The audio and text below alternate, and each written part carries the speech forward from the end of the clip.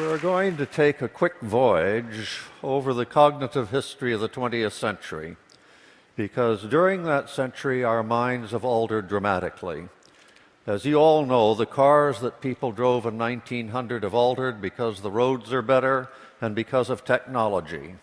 And our minds have altered too. We've gone from people who confronted a concrete world and analyzed that world primarily in terms of how much it would benefit them, to people who confront a very complex world.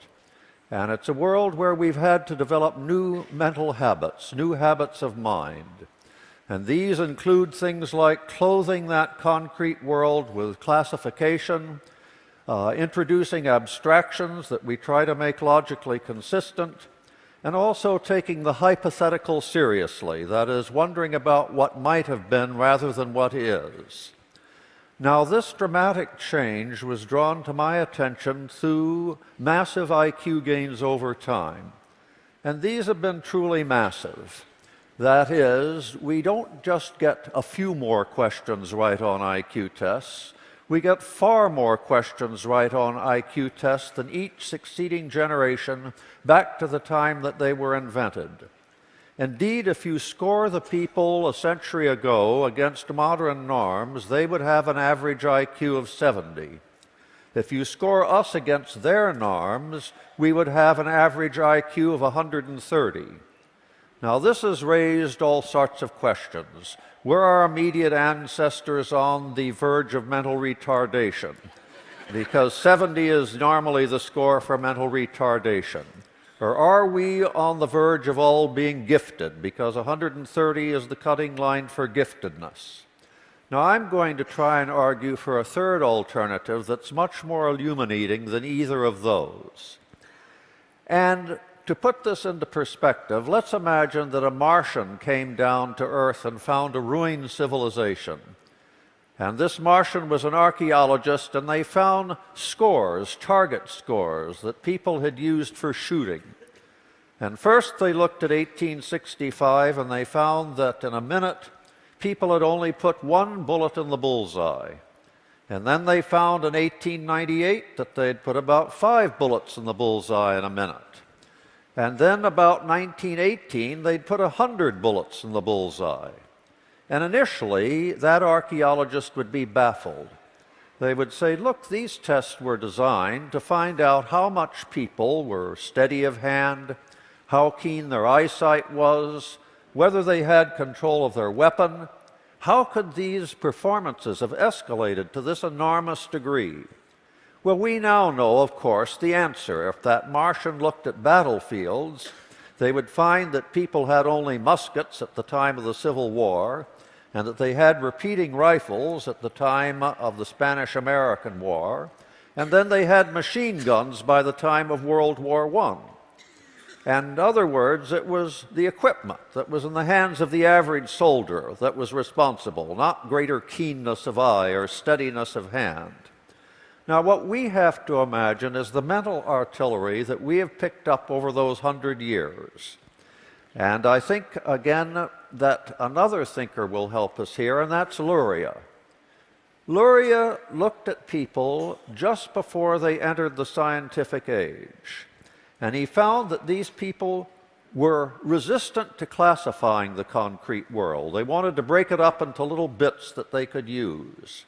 He found that they were resistant to deducing the hypothetical, to speculating about what might be. And he found finally that they didn't deal well with abstractions or using logic on those abstractions. Now let me give you a sample of some of his interviews. He talked to the head man of a person in rural Russia. They'd only had, as people had in 1900, about 4 years of schooling.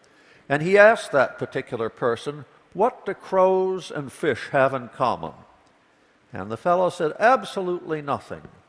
You know, I can eat a fish, I can't eat a crow. A crow can peck at a fish can't do anything to a crow. And the Luria said, but aren't they both animals? And he said, of course not. One's a fish, you know, the other is a bird. And he was interested effectively in what he could do with those concrete objects. And then Luria went to another person, And he said to them, "There are no camels in Germany. Hamburg is a city in Germany. Are there camels in Hamburg?" And the fellow said, "Well, if it's large enough, there ought to be camels there." And Lurius said, "But what do my words imply?" And he said, "Well, maybe it's a small village and there's no room for camels." In other words, he was unwilling to treat this as anything but a concrete problem. And he was used to camels being in villages, and he was quite unable to use the hypothetical, to ask himself, what if there were no camels in Germany? A third interview was conducted with someone about the North Pole. And Lurius said, "At the North Pole there is always snow. Wherever there is always snow, the bears are white. What color are the bears at the North Pole?" And the response was, "Such a thing is to be settled by testimony. If a wise person came from the North Pole and told me the bears were white, I might believe him. But every bear that I've seen is a brown bear." Now you see again, this person has rejected going beyond the concrete world and analyzing it through everyday experience, and it was important to that person what color bears were. That is, they had to hunt bears. They weren't willing to engage in this. One of them said to Luria, "How can we solve things that aren't real problems? None of these problems are real. How can we address them?" Now, these three categories, classification, using logic on abstractions, taking the hypothetical seriously, how much difference do they make in the real world beyond the testing room? And let me give you a few illustrations. First, almost all of us today get a high school diploma. That is, we've gone from 4 to 8 years of education to 12 years of formal education, and 52% of Americans have actually experienced some type of tertiary education. Now, not only do we have much more education, and much of that education is scientific, and you can't do science without classifying the world. You can't do science without proposing hypotheses. You can't do science without making it logically consistent. And even down in grade school, things have changed. In 1910, they looked at the examinations that the state of Ohio gave to 14-year-olds, and they found that they were all for socially valued concrete information. They were things like, what are the capitals of the 44 or 5 states that existed at that time? When they looked at the exams that the state of Ohio gave in 1990, they were all about abstractions. They were things like, why is the largest city of a state rarely the capital? And you were supposed to think, well, the state legislature was rural controlled, and they hated the big city, so rather than putting the capital in a big city, they put it in a county seat. They put it in Albany rather than New York. They put it in Harrisburg rather than Philadelphia, and so forth. So the tenor of education has changed. We're educating people to take the hypothetical seriously, to use abstractions, and to link them logically. What about employment? Well, in 1900, 3% of Americans practiced professions that were cognitively demanding.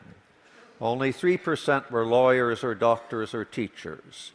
Today, 35% of Americans practice cognitively demanding professions. Not only the professions proper, like lawyer or doctor or scientist or lecturer, but many, many sub-professions having to do with being a technician, a computer programmer, a whole range of professions now make cognitive demands. And we can only meet the terms of employment in the modern world by being cognitively far more flexible. And it's not just that we have many more people in cognitively demanding professions. The professions have been upgraded. Compare the doctor in 1900, who really had only a few tricks up his sleeve, with a modern general practitioner or specialist with years of scientific training. Compare the banker in 1900, who really just needed a good accountant and to know who was trustworthy in the local community for paying back their mortgage. Well, the merchant bankers who brought the world to their knees may have been morally remiss, but they were cognitively very agile. They went far beyond that 1900 banker. They had to look at computer projections for the housing market. They had to get complicated CO squared in order to bundle debt together and make debt look as if it were actually a profitable asset. They had to prepare a case to get rating agencies to give it a AAA, though in many cases they had virtually bribed the rating agencies. And they also, of course, had to get people to accept these so-called assets and pay money for them, even though they were highly vulnerable. Or take a farmer today. I take the farm manager of today is very different from the farmer of 1900. So it hasn't just been the spread of cognitively demanding professions, it's also been the upgrading of tasks like lawyer and doctor and what have you that have made demands on our cognitive faculties. But I've talked about education and employment. Some of the habits of mind that we have developed over the 20th century have paid off in unexpected areas. I'm primarily a moral philosopher. I merely have a holiday in psychology, and what interests me in general is moral debate. Now, over the last century in developed nations like America, moral debate has escalated because we take the hypothetical seriously. And we also take universals seriously and look for logical connections. When I came home in 1955 from university at the time of Martin Luther King, a lot of people came home at that time and started having arguments with their parents and grandparents. My father was born in 1885, and he was mildly racially biased. As an Irishman, he hated the English so much he didn't have much emotion for anyone else. But he did have a sense that black people were inferior. And when we said to our parents and grandparents, "How would you feel if tomorrow morning you woke up black?" they said, "That is the dumbest thing you've ever said." Who have you ever known who woke up in the morning that turned black? In other words, they were fixed in the concrete mores and attitudes they had inherited. They would not take the hypothetical seriously. And without the hypothetical, it's very difficult to get moral argument off the ground. You have to say, imagine you were in Iran, and imagine that your relatives all suffered from collateral damage, even though they had done no wrong. How would you feel about that? And if someone of the older generation says, well, our government takes care of us, and it's up to their government to take care of them, they're just not willing to take the hypothetical seriously. Or take an Islamic father whose daughter has been raped, and he feels he's honor-bound to kill her. Well, he's treating his mores as if they were sticks and stones and rocks that he had inherited, and they're unmovable in any way by logic. They're just inherited mores. Today we would say something like, well, imagine you were knocked unconscious and sodomized. Would you deserve to be killed? And he would say, well, that's not in the Quran. That's not one of the principles I've got. Well, you today universalize your principles. You state them as abstractions and you use logic on them. If you have a principle such as people shouldn't suffer unless they're guilty of something, then to exclude black people, you've got to make exceptions, don't you? You have to say, well, blackness of skin, you couldn't suffer just for that. It must be that blacks are somehow tainted. And then we can bring empirical evidence to bear, can't we? And say, well, how can you consider all blacks tainted when St. Augustine was black and Thomas Sowell is black? And you can get moral argument off the ground then, because you're not treating moral principles as concrete entities. You're treating them as universals to be rendered consistent by logic. Now, how did all of this arise out of IQ tests? That's what initially got me going on cognitive history. If you look at the IQ test, you find the gains have been greatest in certain areas. The similarity subtest of the Wechsler is about classification, and we have made enormous gains on that classification subtest. There are other parts of the IQ test battery that are about using logic on abstractions. Some of you may have taken Raven's progressive matrices, and it's all about analogies. And in 1900, people could do simple analogies. That is, if you said to them, cats are like wild cats, what are dogs like? They would say wolves. But by 1960, people could attack ravens on a much more sophisticated level. If you said, we've got two squares followed by a triangle, what follows two circles? They could say a semicircle. Just as a triangle is half of a square, a semicircle is half of a circle. By 2010, college graduates, if you said, two circles followed by a semicircle, two 16s followed by what? They would say 8, because 8 is half of 16. That is, they had moved so far from the concrete world that they could even ignore the appearance of the symbols that were involved in the question. Now, I should say one thing that's very disheartening. We haven't made progress on all fronts. One of the ways in which we would like to deal with the sophistication of the modern world is through politics. And sadly, you can have humane moral principles, you can classify, you can use logic on abstractions. And if you're ignorant of history and of other countries, you can't do politics. We've noticed a trend among young Americans that they read less history and less literature and less material about foreign lands. And they're essentially ahistorical. They live in the bubble of the present. They don't know the Korean War from the war in Vietnam. They don't know who was an ally of America in World War II. Think how different America would be if every American knew that this is the 5th time Western armies have gone to Afghanistan to put its house in order. And if they had some idea of exactly what had happened on those 4 previous occasions. And that is, they had barely left and there wasn't a trace in the sand. Or imagine how different things would be if most Americans knew that we had been lied into 4 of our last 6 wars. You know, the Spanish didn't sink the battleship Maine. The Lusitania was not an innocent vessel but was loaded with munitions. The North Vietnamese did not attack the 7th Fleet. And of course, Saddam Hussein hated al-Qaeda and yet had nothing to do with it. And yet the administration convinced 45% of the people that they were brothers in arms when he would hang one from the nearest lamppost. But I don't want to end on a pessimistic note.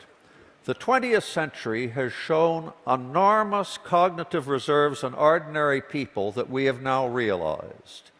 And the aristocracy was convinced that the average person couldn't make it, that they could never share their mindset or their cognitive abilities. Lord Curzon once said he saw people bathing in the North Sea, and he said, why did no one tell me what white bodies the lower orders have? As if they were a reptile. Well, Dickens was right and he was wrong.